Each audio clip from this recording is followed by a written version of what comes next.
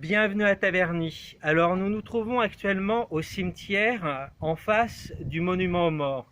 Le monument aux morts est un lieu important, un lieu de souvenir qui fait l'objet des commémorations des différentes guerres. Et la ville de Taverny a également son monument aux morts. Alors son sculpteur est Ernest Charles Diossi, qui est né à Paris en 1880 et est mort en 1937. Donc il est l'élève de Verlet et de Bourguereau, puis de Barrias et de Coutan. Il est sociétaire du Salon des artistes français où il expose à partir de 1908.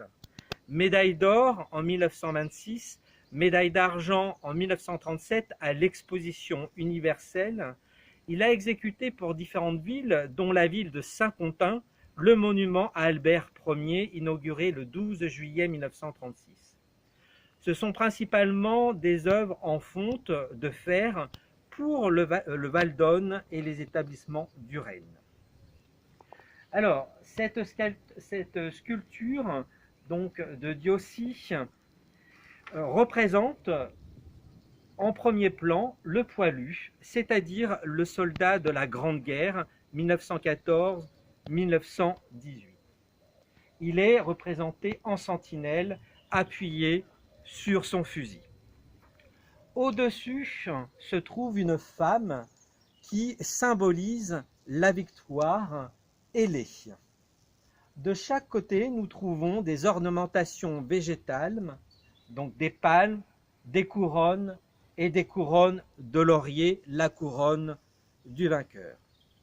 Nous trouvons également des ornementations civiles et militaires et principalement des armes de la ville. Adossée à cette sculpture se trouve une colonne quadrangulaire où se trouve donc appuyé le poilu et la victoire ailée tenant dans sa main un rameau d'olivier. Le matériau utilisé par le sculpteur est le bronze. Donc nous voyons sur l'aile droite encore la couleur d'origine du bronze.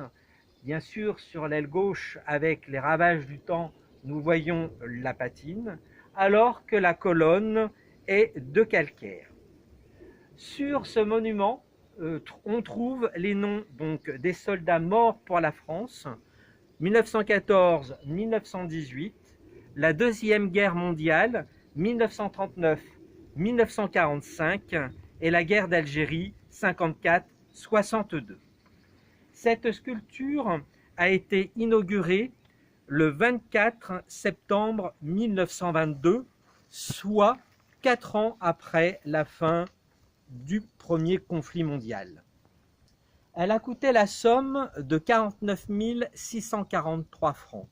Donc on peut dire que la ville de Taverny a mis les moyens pour honorer ses morts, ne serait-ce que déjà sur le matériau utilisé, le bronze, mais également la monumentalité du monument.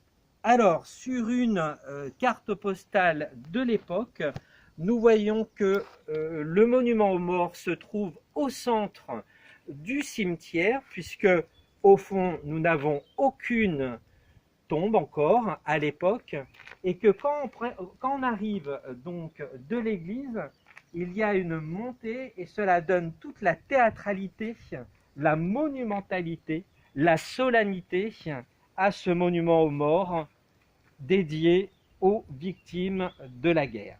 Alors, il est à noter 2 éléments importants. Diossi est également l'auteur du buste de Benjamin Godard, donc c'est le deuxième élément, la deuxième sculpture qui rapproche ce sculpteur de l'histoire de Taverny. Vous pouvez donc voir cette sculpture dans le petit square dédié à Benjamin Godard, juste à côté de l'église.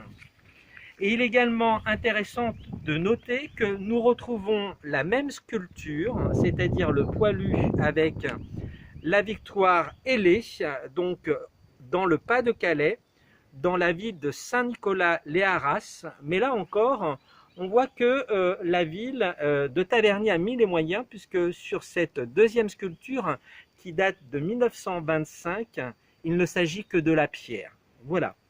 Donc un monument important dans l'histoire de la ville, dans la représentation de la ville, dans le souvenir qu'a voulu donner la ville à ces héros de la Grande Guerre, de la Deuxième Guerre mondiale et de la guerre d'Algérie. Je vous dis à très bientôt pour un nouveau épisode de Si Taverny m'était compté.